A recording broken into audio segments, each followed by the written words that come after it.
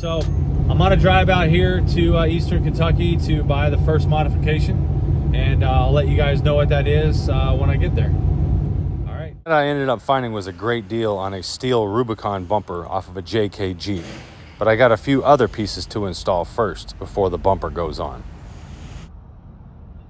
Is side steps. So I have a significant other who is a little short, and she needs some help getting up in the vehicle, and so I'm going to put some side steps on because the rock rails that come on the Rubicon are a little bit shady and not a step. So we're going to put these on. These are the same steps I had on my other JL. This is a Deegan 38 setup for the side steps. These are hard to find. When you find them, get a hold of them. They're really nice. I really like them. These are from Open Box. These are an open box setup, which there's some scratches. They aren't perfect, but they're rub rails, rock rails, and they do have kind of the boat sides on the bottom right here to help you slide on a rock. These are body mounted though. They're not frame mounted, so they're not actual sliders, but they are pretty darn sturdy. A good thing to have, and not super hardcore rock crawling off-roading, so I'm not that big of a deal on them. It's not that big of a deal. So first thing we're going to do is we're going to take off the originals. So I got to get under here and pop these off. So here we go. All right guys, so the steps are on. You can see right here. I didn't video the whole process because there's a lot of how-to videos on how to put on steps. These are no different. It's just a couple of 13 mil and 10 mil bolts, but you can see the boat sides there to kind of help you slide around some rocks and whatnot. The steps are good and sturdy, no issues. It provides some traction depth there. You can see some traction plates, so I like how they work. They're just a little bit lower than trying to step all the way over and into the vehicle, but yeah, they look good. I like it a lot. So now that the steps are done, now we're going to move on to the front bumper, and I'm going to change the plastic bumper out for the Rubicon bumper. So there's a look at it before. All right, so here we are with halfway through the process, right? So I need to swap out these red hooks for the blue hooks off of the 4xe. So I got to get this panel out. So I've taken out all the Torx head bits around the whole bumper here. Okay, all the Torx head bits are off. They drilled into this piece, which I'm not really happy about for a front license plate bracket, but that's okay. That's still on there. So, so I need to get these off, right? So I'm going to cut them off, or I'm going to take a chisel tool and get them off, but they need to come off so I can take this panel piece off and then put the blue ones in. Now, once you get all those tabs out, this should be able to lift right off out of there. And then here is your spacer, and here is your hook that we need to discard right there. So the stock bumper, plastic bumper, is off.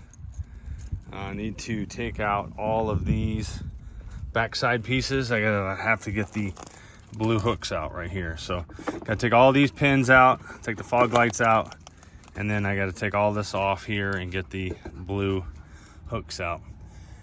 But that's what it looks like without the cover, without the hood on it. All right, swapping out the plastic bumper for the steel one.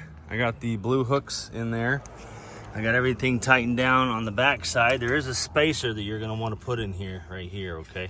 Between the hook and the bracket there. And then we're gonna just lift it up and mount it right up into place, simple.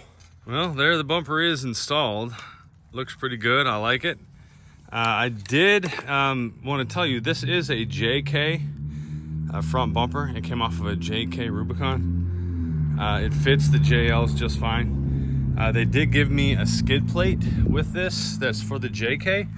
Not sure it's gonna work on here, but we're gonna give it a shot. If not, then I'm just gonna get I'd really like to find a Mojave silver skid plate to put under there, but we'll see. Let's try the JK one first. So the answer is yes, a JK skid plate will fit under there, sorta. Reason why I say sorta is because if you look, I don't have any of the lower brackets in right here. It's just rested on the lower horns. It's pretty tight though. One thing I will say that I might have a problem with is that track bar. Little bit of room there, but might want to, if you're going to use this method, bend this in a little bit right in through here. That way when you flex out, it won't be so close right in through here. But yeah, it does fit. So it's in there tight too. It is in there tight. So I bought brackets for the JL skid plate, but I didn't use those, and this is pretty tight. I may have to go back and do some different brackets. The hole for the JK skid plate is a little off center from where it should be for the JL. The JL should be like right into here, I think. This is the JK, so maybe you can kind of see there better. If I do a bracket right here to here, but it's solid, it's tight, it ain't going nowhere for sure.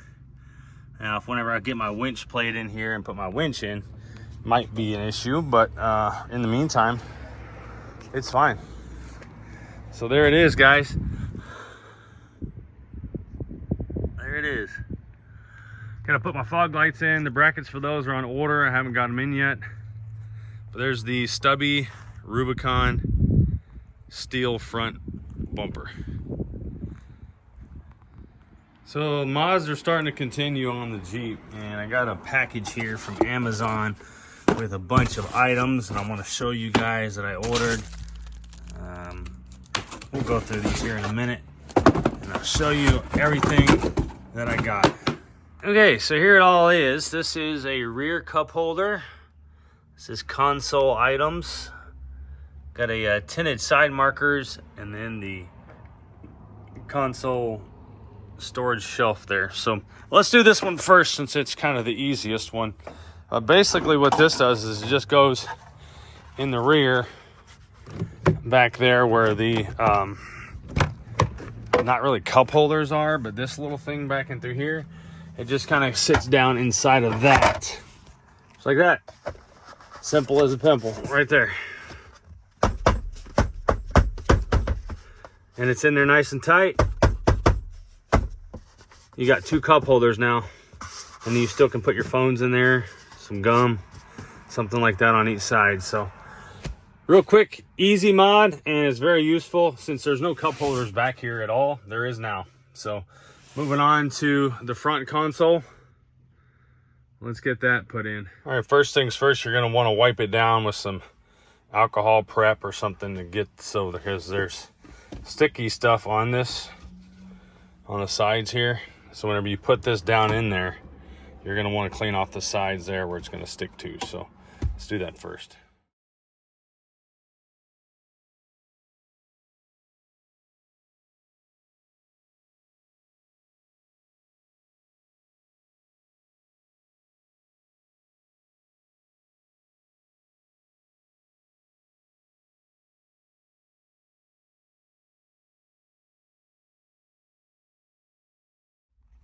And I know you guys, a lot of you have seen this. It goes in the console, but not a lot.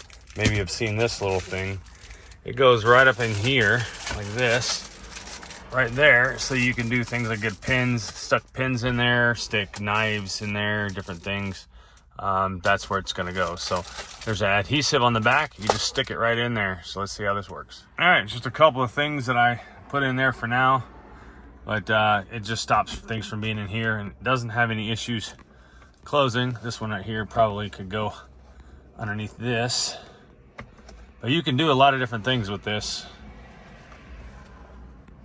Do this so it won't hang down. There we go, just like that. Now moving on to this piece. This goes right in through there, just like that. Now you get more storage there as well. There we go. So now I wanted to show you the tinted side markers. So that's going to replace the amber right there, and it's black, smoked out. But what you got to do is you have to remove this push pin and this push pin here at least. Okay, and then you're going to peel that back, and then there's a Torx bit screw back behind there, you can see here it screws right in through that little hole right there. But let's see, it's a Torx 27 is what it is. So let's peel that back and then take that screw out, replace the side marker with this tinted one. All right, once you get that out of the way, you can see back in there, that Torx bit right there on the bottom right. Take that one out and it pulls the side marker off. There's the two side by side. Now, you're gonna have to be very careful with this plug right here. There's a little pin that goes down inside of that. This one's the same way. So be very careful, don't pull on the wires, unclip it right there. But there's a little clip there, so. And this goes right back in its place. The wire goes in there and this goes right there. All right, and there we go. That's what it looks like. Way better in my opinion now. Probably get some tint for the front maybe, but got rid of that amber at least. Looking pretty good. Like how it's all turning out. Side steps, front bumper, side markers. Now I just gotta do something about those wheels. Stay tuned.